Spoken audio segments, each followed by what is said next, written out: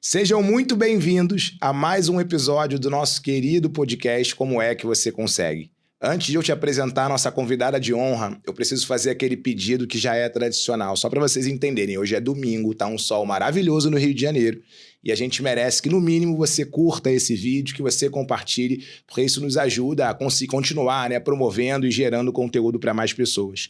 Hoje eu recebo aqui, o currículo dela é tão grande, tão incrível, que eu vou precisar ler. Ellen Senra. Ela é casada há 14 anos, mãe do Rafael e da Manu, psicóloga clínica, empresária, escritora de diversos livros, especialista em TCC, terapia do esquema, formação em TDAH para adultos, mais de 14 anos em consultório, milhares de pacientes sendo atendidos, e hoje ela atua com adolescentes e adultos e se ajuda a se cuidarem de maneira integral. Seja muito bem-vinda, Ellen. É um prazer te receber por aqui. Muito obrigada, Vitor. O prazer é todo meu, pode ter certeza disso. Vai ser incrível esse bate-papo, eu tô muito empolgado. Então, só para te atualizar, De regra aqui, a gente busca entender um pouquinho do seu passado, presente e futuro. Então, eu quero entender um pouquinho da sua criação. Aonde a Ellen nasceu, como é que foi a tua história? Conta pra gente. Bom, cria da Zona Norte do Rio de Janeiro, pai e mãe maravilhosos, infelizmente não estão mais presentes nesse plano, porém são os meus principais pilares de vida, de formação de caráter, de tudo, Não tem como falar, ou melhor, como não falar. Então, minha mãe foi doméstica a vida toda. Meu pai trabalhou no Correios durante muitos anos, até se aposentar. E o principal pilar da minha casa era: estude se você quiser ser alguém na vida. Sem estudo, você não chega a lugar nenhum. E o segundo pilar é: você tem que ser 2 vezes melhor do que todo mundo, porque as oportunidades não são iguais para todos. Então, aquela coisa do... faça sempre o seu melhor e da melhor maneira possível. E como é que foi para você, uma criança, receber esse tipo de orientação? Porque nesse processo de entrevista eu vou buscando encontrar, de fato, conectar pontos. E, obviamente, a nossa infância, ela diz muita coisa, Então, como é que foi a tua infância? Havia pressão? Me conta um pouco mais de como era a tua rotina, como é que era ela em criança? Olha, pressão com certeza existia, porque... é isso, Você saber que você precisa dar algum retorno. Então, você vê o sacrifício do seu pai, da sua mãe, você vê esses valores sendo passados, você começa a ter uma autocobrança. Então, eu acho que mais do que a cobrança por parte deles, teve a minha autocobrança. Eu sou uma pessoa que me cobro muito até hoje. Padrões inflexíveis, assim, gritando. Mas eu nunca senti como se fosse uma coisa do tipo: nossa, eu estou sendo pressionada, eu estou sofrendo. Para mim era muito simples. O que eles falavam era uma orientação e eles queriam me orientar no melhor caminho possível. Então era fazer o meu melhor e seguir aquilo ali. Entendi. Claro que tudo tem seu preço. Se é a filha que não dá trabalho, uma hora cobra seu preço, mas aí vai para outro momento, o momento do futuro. E quando a gente olha para tua adolescência, escola, amigos, desafios, me conta um pouquinho como é que foi ali esse período que é tão importante da nossa vida. Bom, infância, adolescência, eu sempre fui uma pessoa de escolher as amizades, embora tinha aquelas amizades por interesse, sempre fui uma aluna muito dedicada, sempre tive excelentes notas. Na escola, o que minha mãe mais ouvia era: excelente aluna, mas fala pelos cotovelos. Sempre tem um mais, Sempre tem um mais. Fala muito. Aí, às vezes, atrapalha a aula, porque termina o dever antes. Consegue pegar a explicação muito fácil, muito rápido. Aí começa a falar, atrapalha quem não consegue. Então, a queixa era sempre voltada para isso. Mas sempre me dei muito bem com os amigos, embora eu preferisse fazer as coisas sozinha. Entendi. E a questão da escolha profissional, Como é que foi? Isso sempre existiu? Era claro para você ou houve todo um processo, uma construção para isso? Não, era claro para mim. Inclusive, eu tenho 2 irmãs mais velhas, que são pilares também na minha vida. E a mais velha tem 13 anos de diferença, vai fazer já 50 anos ano que vem. Ela, tá, gente? E ela sempre falou o seguinte: que parecia que eu já nasci velha. Porque desde pequenininha eu já dava conselhos, desde pequenininha eu não me contentava com explicações rasas. Então, sempre tive essa coisa de ser um pouco à frente, de chegar na frente de todo mundo e de tentar entender o contexto das coisas. Então, desde os 12 anos de idade, eu já dizia que eu queria ser psicóloga. Legal. E sempre clínica. Legal. Não tinha outra via. Que legal. E aí você, então, sai ali do ensino médio e faz universidade, faz faculdade. Como é que foi para você a faculdade em si? Quais foram os desafios? Porque eu me lembro muito bem que os meus desafios eram conciliar tempo. Então, você tinha estágio pra caramba, você tinha toda a faculdade que você tinha que fazer. Então, como é que foi para você ali o movimento de universitária? Caótico. Desesperador também, mas não pelo processo do estudo em si.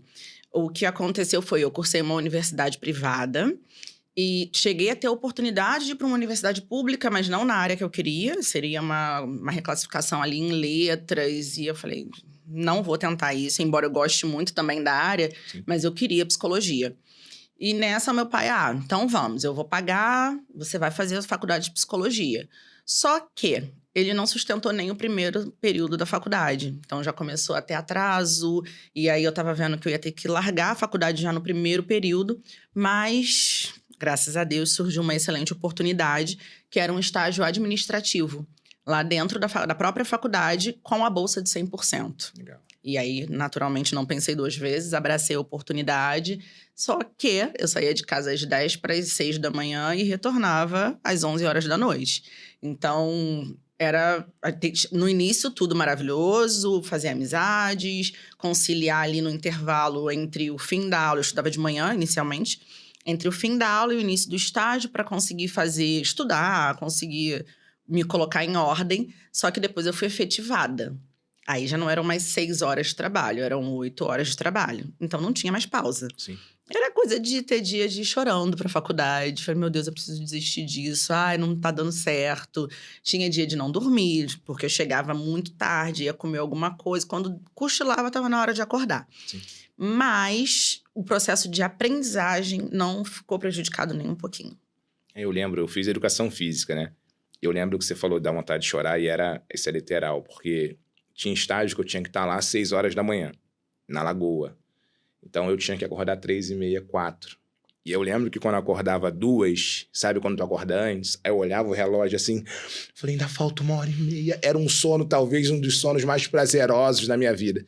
E eu ficava me questionando hoje com mais sabedoria, né? Cara, como é que eu aguentei, né? Porque se a gente olhar para a rotina que a gente vivia, não era uma rotina saudável. Então, foram 4 anos aí de muita luta.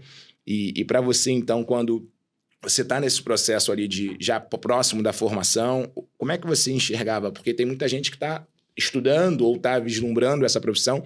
Como é que você enxergava a profissão? Para onde você queria ir? Quais eram as oportunidades que você visualizava? Então, na realidade, não tinha oportunidade nenhuma. Porque era aquilo, né? Existia o senso comum de que, para você ser psicólogo aqui no Brasil, você tinha que ser de uma família rica.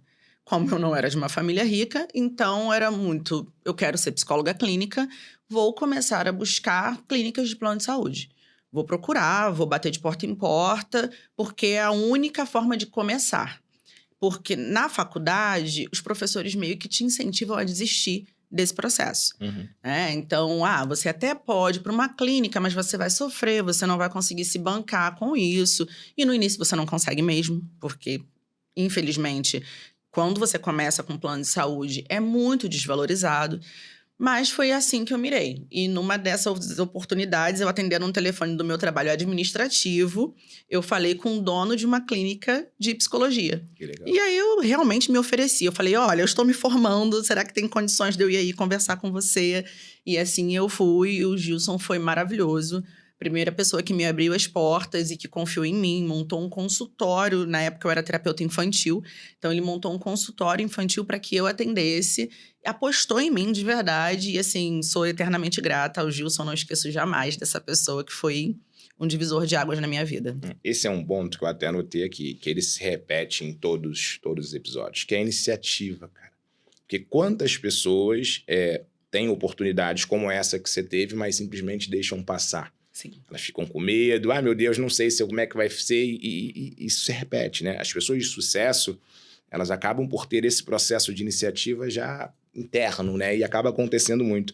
Uma dúvida que eu sempre tenho, olhando para a psicologia, é como a venda ela é vista dentro desse processo de formação. Eu vou te contar uma história rápida. Eu lembro uma vez que eu estava atendendo uma psicóloga, e a gente estava falando sobre a parte comercial. E o que me chamou a atenção é que ela quase me ofendeu. Ela falou assim, ó, cala a boca. Quem você pensa que é? Meu paciente não é um número. E isso me marcou muito, porque eu falei, peraí, eu acho que nós temos um desalinhamento na comunicação, não é isso que eu estou dizendo. Não. Eu fui ensinada a olhar para o meu paciente não como um número, não como dinheiro. E não era isso que eu estava ensinando para ela. Eu estava ensinando para ela que era importante realmente ajudar o máximo de pessoas possíveis. Então, na universidade em si, para você, como é que era falar, ou como é que era vista a venda dos seus serviços? Não existia. Na faculdade, na realidade, isso era, de certa forma, demonizado, assim. Não podia pensar em vendas. Você não podia pensar em captar paciente. Então, a gente não sabia, na realidade, como fazer isso. Né? Na universidade, eles não te ensinam como vai ser o pós. Eles te ensinam teoria. Então, você sai dali excelente em tudo que é literatura relacionada à sua área. Ponto. O resto, você vai ter que correr atrás sozinho. Sim. E é desesperador quando você sai da faculdade, porque, tá, pra onde eu vou? Fora a insegurança, porque você atendeu somente em SPA, sendo supervisionado, então você vai, né, assim, vai pra toca do leão, literalmente, e você fica perdido. Sim. Não tem essa orientação. Isso aí eu fui buscar por fora após a minha formação.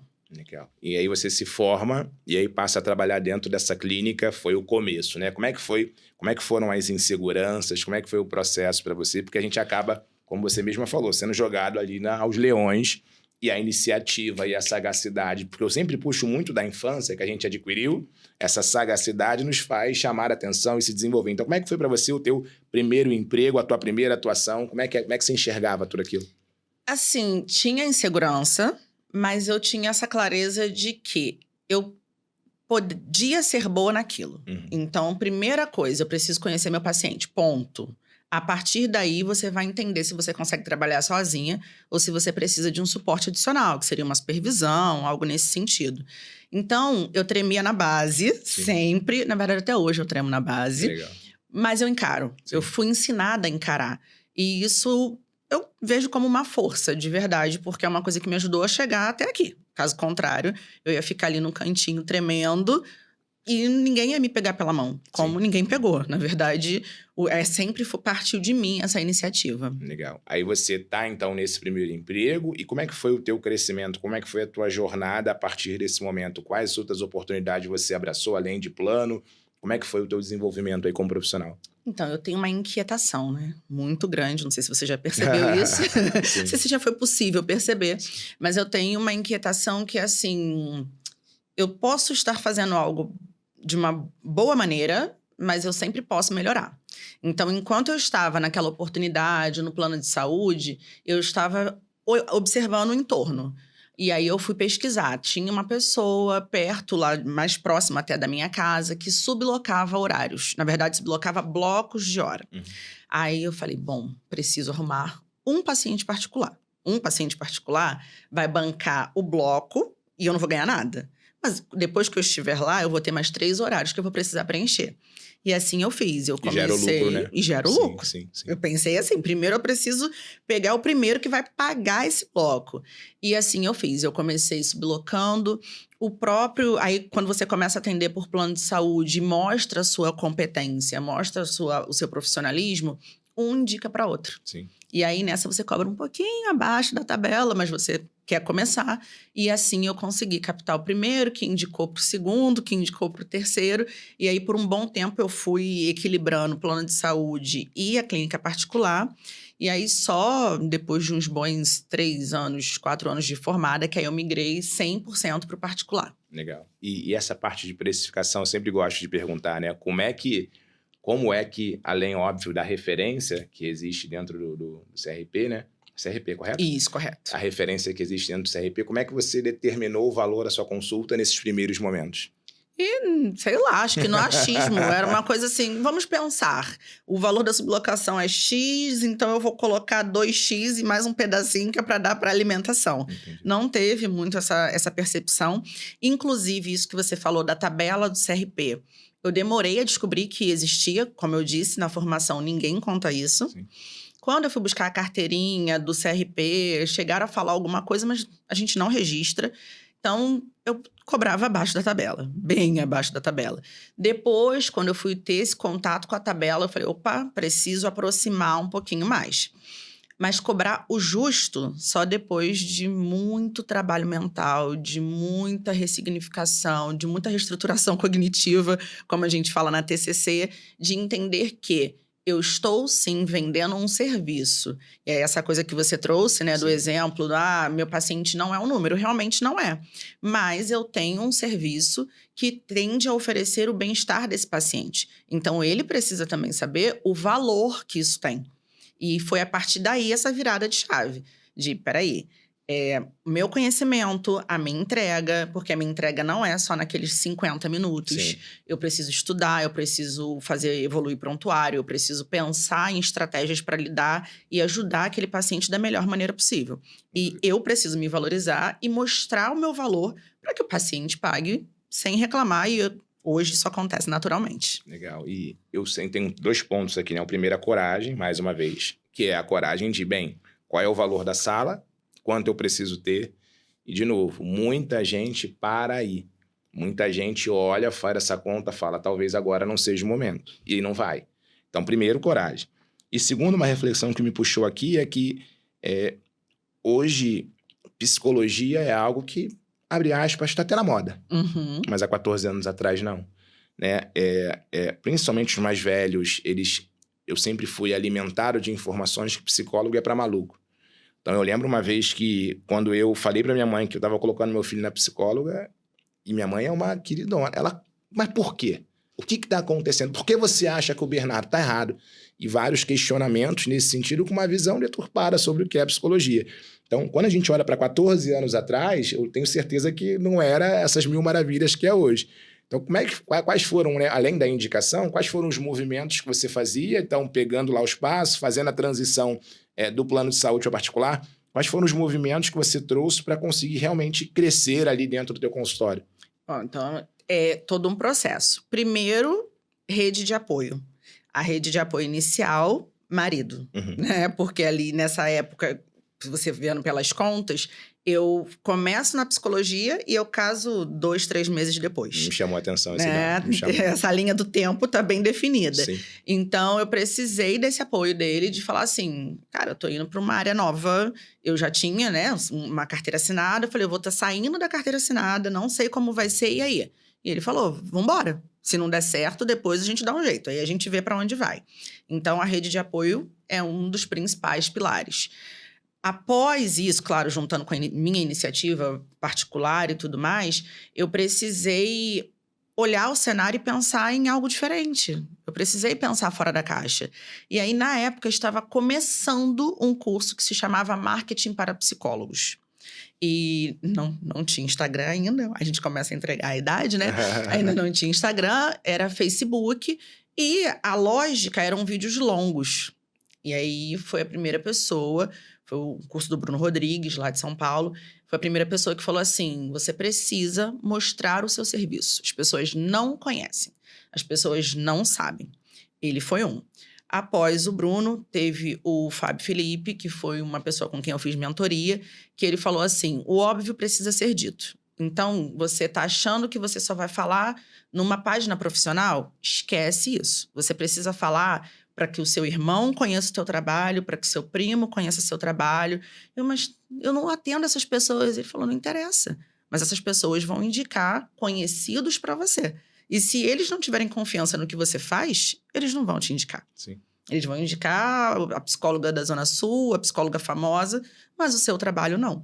E ali ele me deu uma tarefa. Todos os dias eu tinha que gravar um vídeo de 5 minutos. Legal. Todo santo dia. E eu já não sabia mais de onde tirar conteúdo, sendo que eu sou uma pessoa disciplinada. Então, assim, falou que eu tenho que fazer e acabou. Ainda mais quando eu tô investindo, né? Sim, então, sim. E assim eu fiz. Todo dia eu gravava um vídeo e nessa começou realmente esse movimento. Os conhecidos compartilhavam o meu conteúdo e quando eu fui ver eu estava atendendo um monte de professor da escola da minha irmã e um monte de colegas da minha outra irmã e assim sucessivamente. Que legal. E, de novo, movimento. Sempre. Né? Eu tenho muitas alunas, né, que vieram nesse perfil de passivo, que era, bem, eu vou esperar as coisas acontecerem. Eu sou muito boa Só que não adianta, isso eu aprendi também com um mentor, não adianta você ser boa da porta para dentro, se as pessoas da porta para fora não sabem. Eu já atendi psicólogas, por exemplo, que na reunião comigo, tu olhava a parede dela, não cabia mais certificado de mestrado, doutorado para cima. E aí eu falava, uau, que incrível, quanto você cobra? Ah, 130, 140, 150. Mas os meus pacientes sabem que eu sou incrível, mas lá fora ninguém sabe. Então isso vai acabar se perdendo em algum momento. E, em contrapartida, a gente tem profissionais que estão começando, que não têm 1/3 daquelas formações, mas entenderam de alguma forma diferente esse jogo e conseguem se posicionar. E eu nem olho isso num formato crítico, não, porque eu já olhei, poxa, que injusto.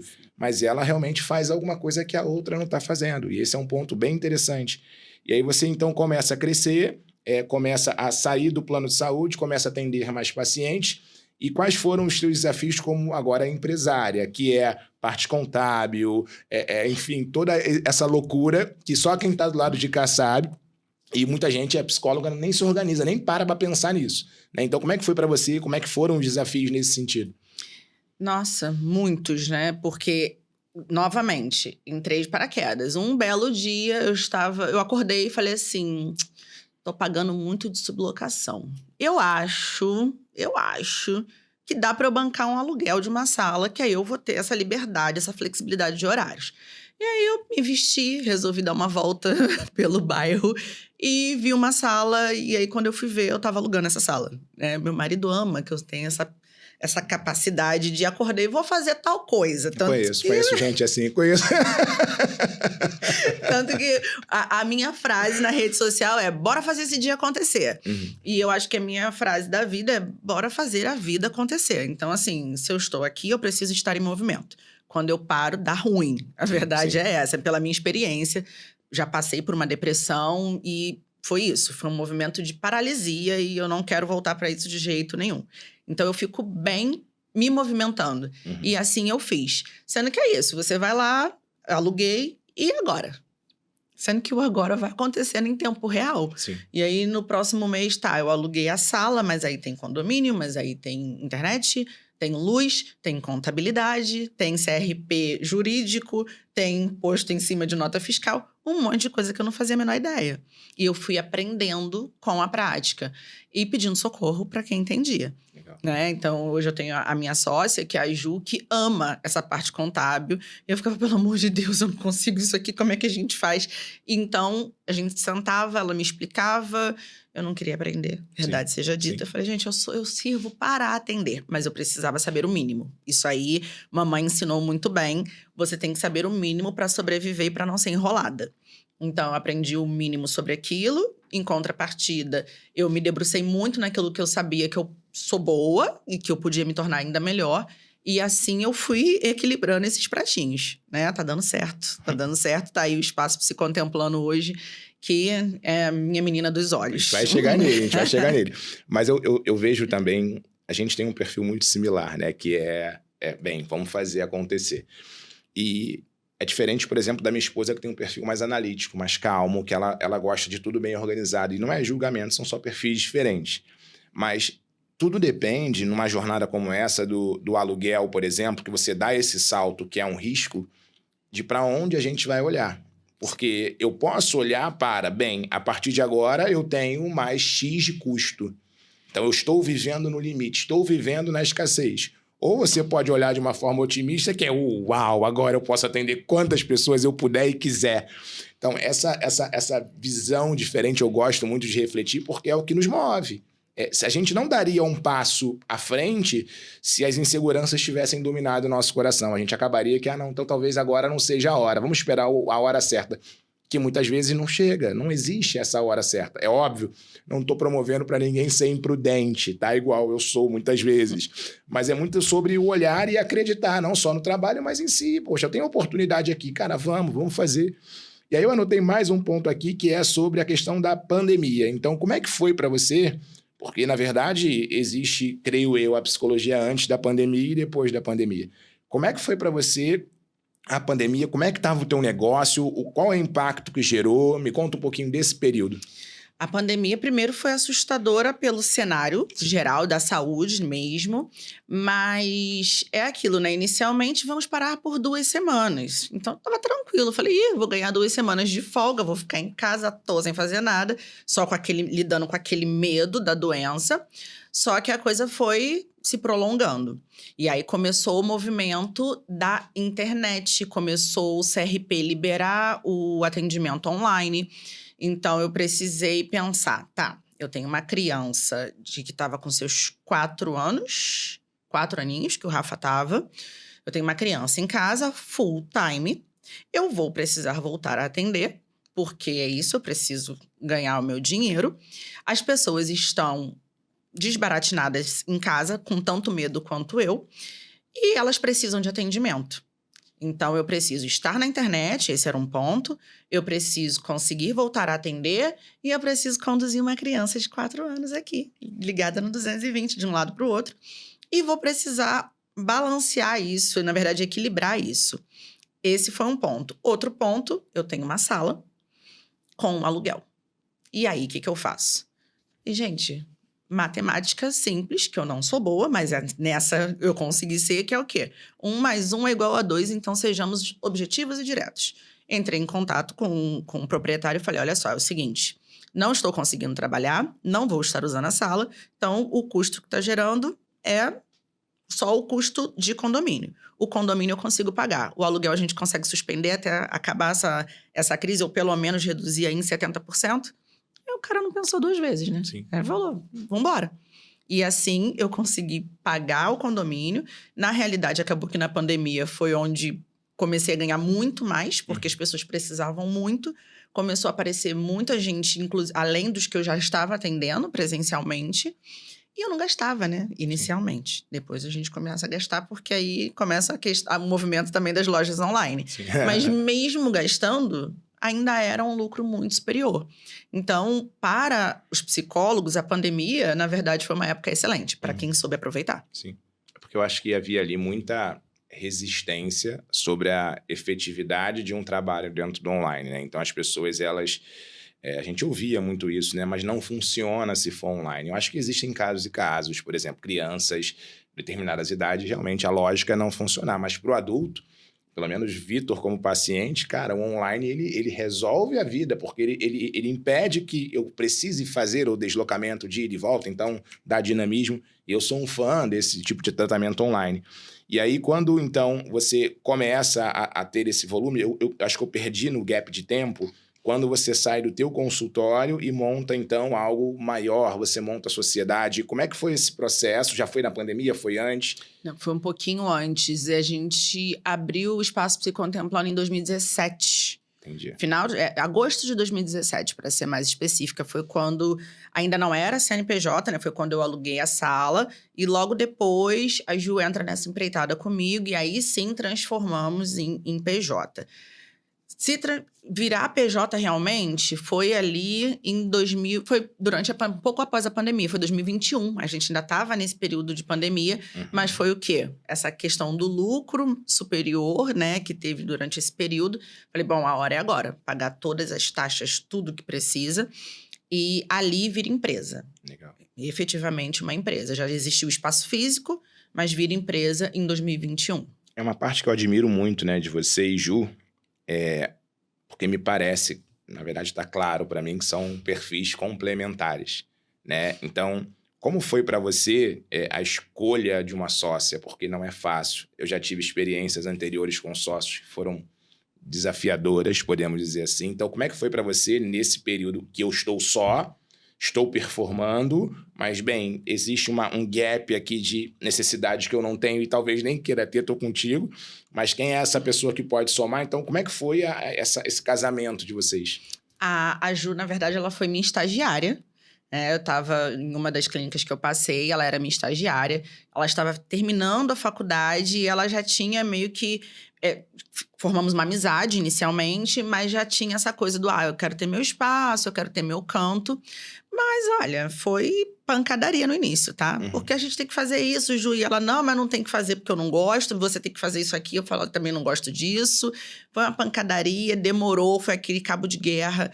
Até que a gente conseguiu entender que eu conseguia fazer algo que para ela não era viável ou produtivo e vice-versa. Foi onde a gente conseguiu enxergar esse fator do complementar e não do oposto. Sim. Porque inicialmente, enquanto a gente estava vendo enquanto oposto, era um caos. Depois que a gente conseguiu adequar essa visão, e aí foi sucesso, porque ótimo, você faz o que eu não gosto e vice-versa, e a coisa funciona muito bem assim até hoje. Eu acredito que é muito sobre também maturidade, né? Porque para nós que caminhamos sozinho durante muito tempo, a gente acaba ficando um pouquinho mimado, né? Porque ninguém nos desautoriza, a nossa palavra é a razão absoluta. E quando você tem um sócio, e muitas vezes você fala alguma coisa que não é assim do jeito que você quer. Então, nesse início, realmente é um cabo de guerra ali desafiador.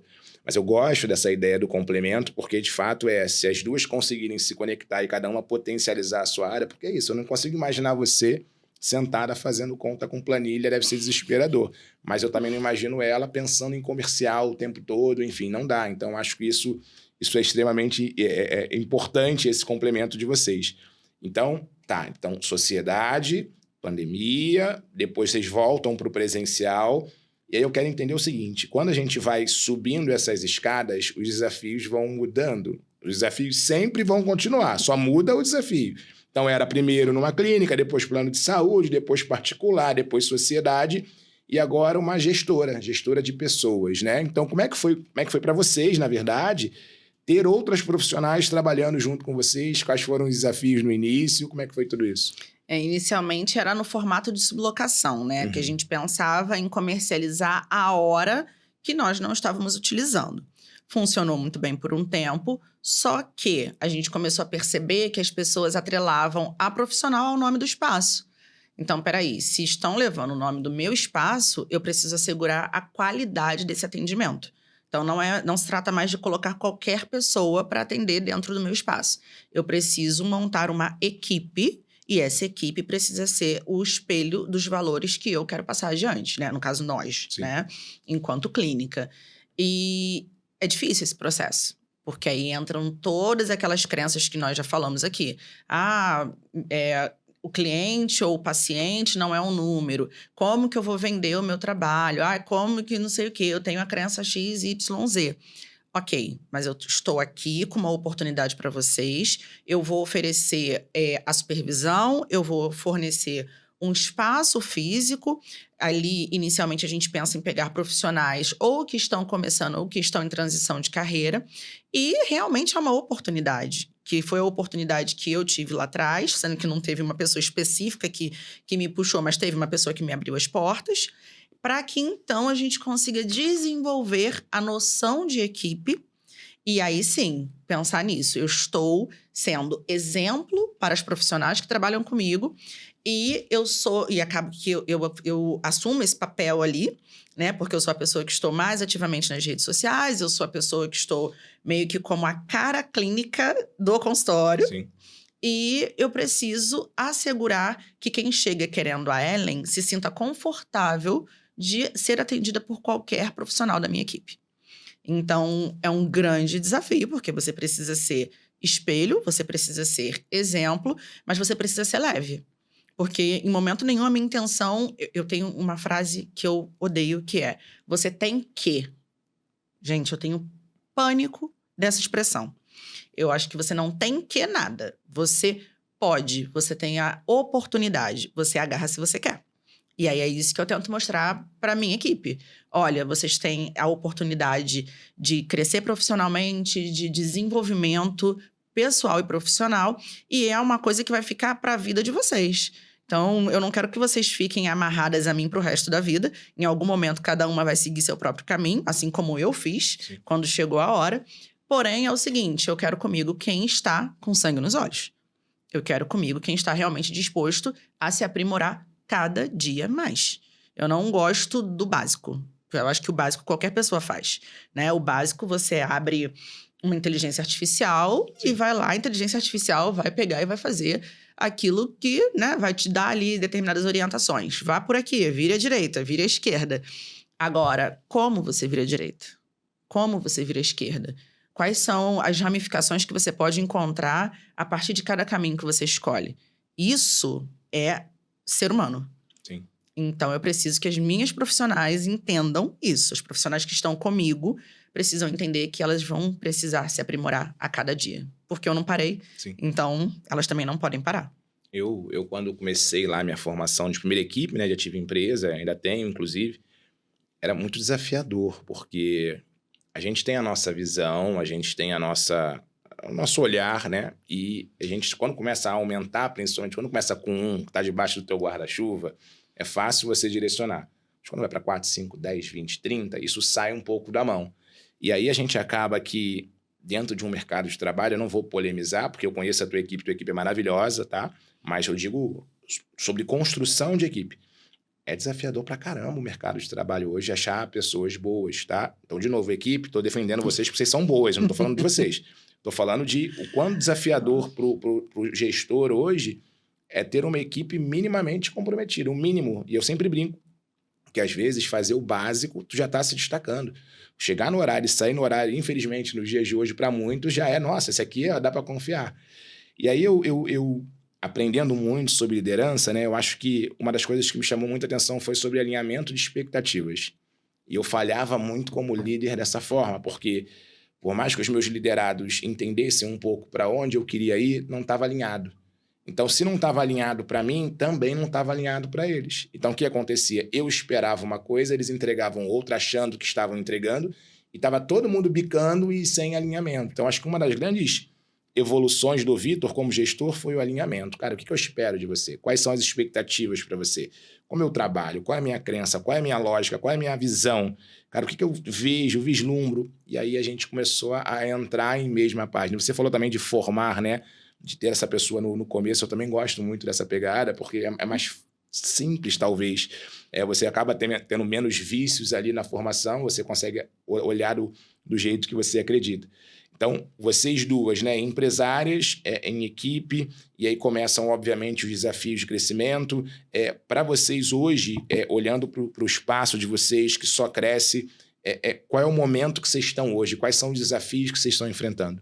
Agora é estabelecer autoridade dentro de um prédio que tem inúmeros outros consultórios de psicologia. Uhum.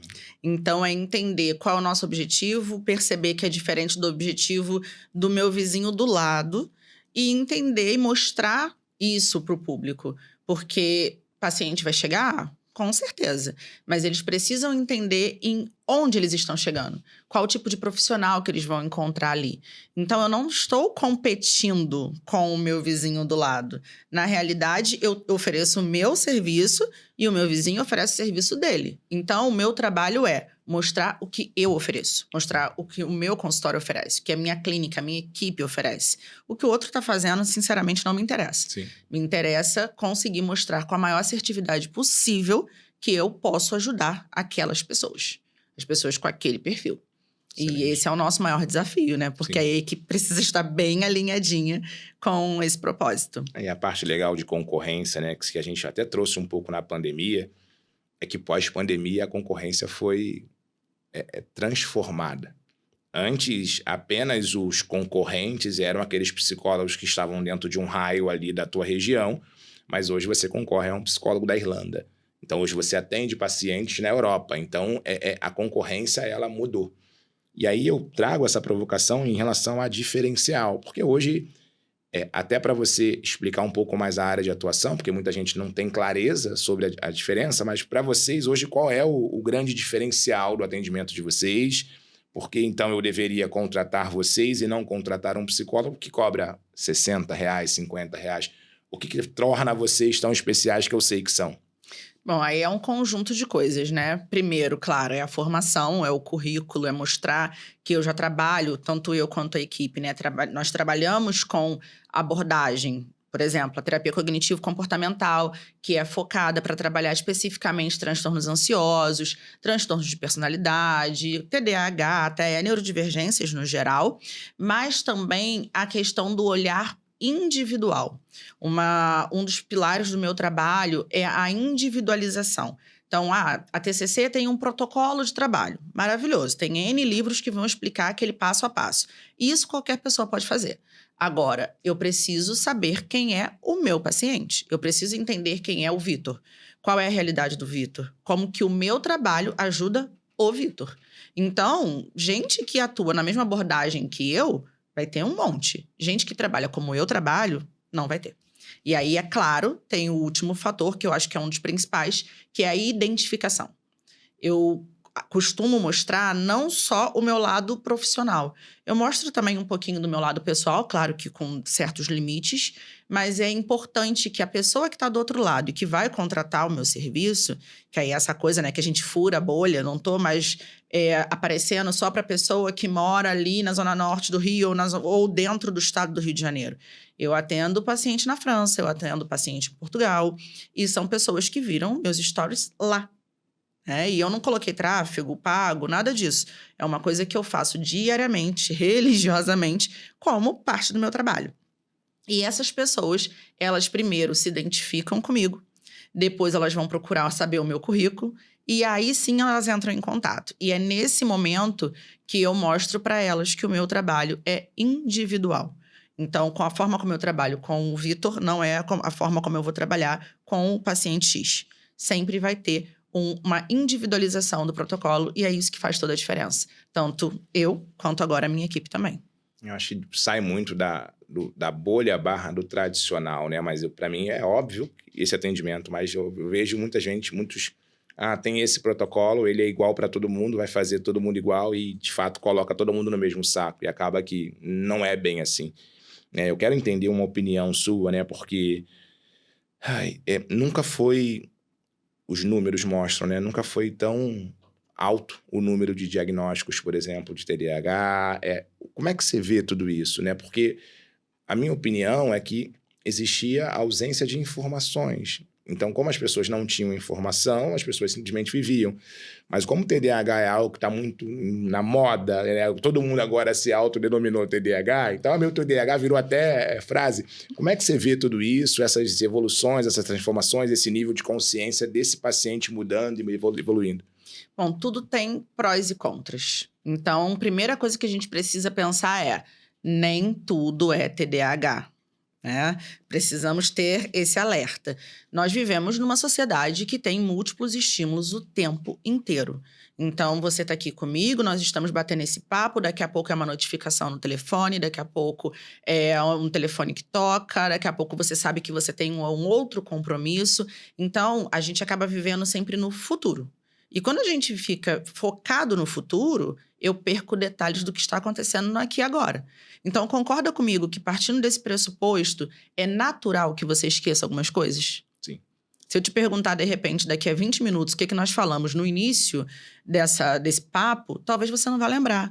E não é porque você não estava com a atenção focada em mim, mas é porque você, além de estar focado em mim, também estava pensando lá na frente.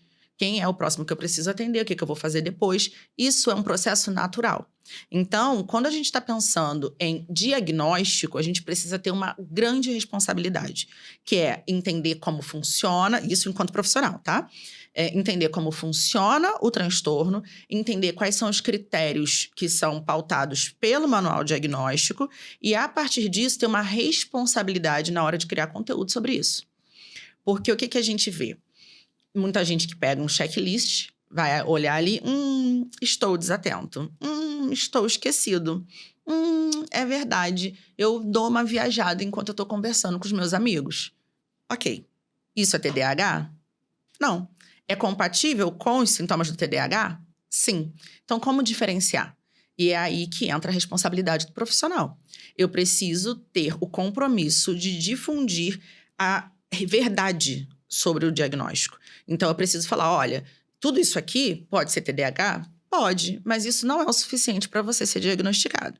Você precisa passar pelo processo de avaliação profissional, Porque tem uma série de critérios antes desses sintomas que vão realmente dizer se você tem ou não um transtorno. Então, tudo parte da responsabilidade profissional. E as pessoas sem orientação, né, elas, exatamente o que você falou, eu vejo muito isso na prática.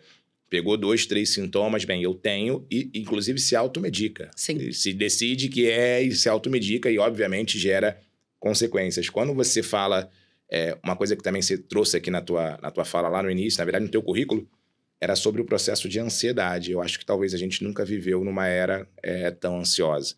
Então, hoje, não vou falar dos seus pacientes, mas como você está vendo, eu acho que também vai conectar com tela, né? Mas como você está vendo essa cabeça dessas pessoas, como é que você está vendo a ansiedade nos dias atuais? Primeiro que, assim, a ansiedade, ela sempre existiu. Isso não é uma novidade. Inclusive, a ansiedade é uma emoção regulatória, então é necessária para nossa vida. Essa coisa do, poxa, hoje eu vou encontrar o Vitor, eu vou ter um papo com ele. Eu fico ansiosa. Isso aí é normal, isso é natural. O grande problema é quando essa ansiedade, ela começa a ditar o meu comportamento. Então, eu não consigo dormir porque eu preciso ficar conectado na tela. Eu não consigo respirar tranquilamente, falar pausadamente, porque eu estou preocupado, meu pensamento está indo mais rápido do que a minha fala. Tudo isso começa no processo de adoecimento. Então, é claro que os múltiplos estímulos, a comparação que a gente tem nas redes sociais, tudo isso contribui muito para o aumento da ansiedade e a questão da expectativa. Porque agora eu não lido mais só com a minha expectativa. Eu lido com a expectativa do meu vizinho, com a da minha família e ainda preciso lidar com a comparação que eu faço com 20 mil pessoas no mundo que eu tô ali conectada e que fazem a mesma coisa que eu. Então, enquanto meu olhar tá mais voltado pro outro do que pra minha realidade, a tendência é que eu adoeça de ansiedade. A tendência é que essa ansiedade se torne patológica, que eu passe a ter crises. E aí, isso vai prejudicar a minha vida. Então, na realidade, estamos sim numa sociedade extremamente ansiogênica. É praticamente impossível você ficar relaxado hoje em dia, a não ser que você se condicione a isso. E aí, se eu pudesse dar uma dica para todo mundo faça esse processo de detox, nem que seja por 20 minutos do seu dia. Durante 20 minutos, fique no ócio. Durante 20 minutos, se você quiser ficar conectado, veja bobagem, veja, sei lá, besterol. Reveja uma série que você já viu 30 vezes, inclusive é o meu ato regulatório. Então, assim, eu vou ver filmes que eu amo, mas que eu já sei as falas, eu vou ver séries que eu adoro e que eu já sei, eu começo a rir antes da fala, porque eu já sei que a fala vai ser engraçada, porque isso é um momento onde eu consigo esvaziar a minha cabeça. Porque, na realidade, a gente se condicionou a não conseguir mais ficar no silêncio. Sim. Porque eu tô aqui quietinha, daqui a pouco eu tô, o que eu vou fazer para o almoço? Será que alguém vai vir na minha casa? O que eu vou fazer amanhã no consultório? E aí, quando você vai ver, você está ansioso. Sim. Quando você vai ver, você tá aqui, ó, batendo perna, você tá aqui estalando o dedo, roendo unha. E isso não é saudável. Então, o processo de autoconsciência. O que eu preciso agora? Eu preciso ir em algum lugar? Eu vou apagar algum incêndio? Não. Então, deixa eu sentar aqui, ó. Deixa eu respirar um pouquinho. Isso faz toda a diferença. Eu vejo o papel de vocês nesse auxílio, né? Eu acho que hoje, obviamente, como paciente, né? Quando você está dentro, você consegue entender a importância. Mas tem muita gente que nunca nem pensou em tratar, ou nunca nem pensou em cuidar, ou nunca nem pensou em compartilhar. Então, para você hoje, né? Para aquela pessoa que já faz um acompanhamento, ou para aquela pessoa que fez e talvez não se conectou, ou para aquela pessoa que nunca fez o acompanhamento, para você, como é que você enxerga a importância da tua área, da tua atuação para a saúde mental dessas pessoas? Bom, dizer que é essencial, eu sei que parece um pouquinho prepotente, né? Mas, felizmente ou felizmente para mim e infelizmente para as pessoas, talvez, todo mundo vai precisar de um psicólogo. Se não, quer dizer, todo mundo precisa de um psicólogo. Se nunca fez, em algum momento você vai precisar fazer. E isso não é porque você é ruim, porque você é falho. Não tem a ver com isso.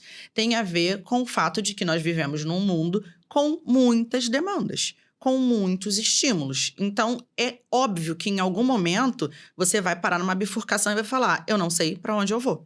E aí imagina, né, que Que privilégio você poder ter um profissional para pegar a sua mão e falar assim: vamos observar as opções. Vamos analisar qual é o melhor caminho. Eu tô aqui com você. E o melhor de tudo, eu vou te acompanhar no caminho que você escolher. Vamos juntos? Isso vai fazer toda a diferença. Sim. Concorda comigo? Com certeza. Maravilhoso. Dá vontade, Ellen, de ficar aqui o dia inteiro trocando ideia contigo e aprendendo, porque, de novo, assim, eu como paciente, acabo que eu bebo muito dessa água. Eu sou apaixonado pelo trabalho da psicologia e a da atuação de vocês e, para mim, é muito claro como me ajudou dentro desse processo de crença, permissão e uma série de outras situações. Mas, como sempre, como tudo que é bom dura pouco, a gente está chegando à reta final. E aí a gente sempre vai nessa parte final perguntar não só como é que você consegue, mas como você conseguiu tudo isso, né? Porque a tua história é linda, você é uma referência, você é uma autoridade, casada, mãe, excelente esposa, escritora, tem muita coisa boa aí. Mas como é que você conseguiu e como é que você consegue? E qual o recado que você dá hoje para essa mulher, não só na área da psicologia, ou para essa pessoa que está assistindo, qual o recado que você dá sobre todas essas experiências da vida, enfim, qual o recado que você quer deixar para o mundo? Nossa, é difícil isso, né? As pessoas Pode me falar pra lá, pra elas perguntam. te olharem. As pessoas me perguntam muito, nossa, como é que você consegue? Às vezes eu também não sei. A verdade é que a nossa base, tudo aquilo que é importante na nossa vida, vai acabar nos auxiliando, vai servir de combustível para que a gente dê o primeiro passo. E claro, a gente precisa ser apaixonado por aquilo que a gente faz e entender, sim, qual é a nossa importância nesse mundo. Porque acredite, não importa qual é a sua área, você é importante nesse mundo. E quando você entende isso, tanto para você mesma quanto para o seu entorno, você pega e devolve para o mundo. E aí é um movimento natural e eu tenho certeza que você vai ser muito mais feliz se você seguir seu coração. Amém. Para quem não te conhece, como é que as pessoas te encontram nas redes sociais? Como é que as pessoas conhecem o trabalho de vocês, da clínica? Deixa o seu recado também aí.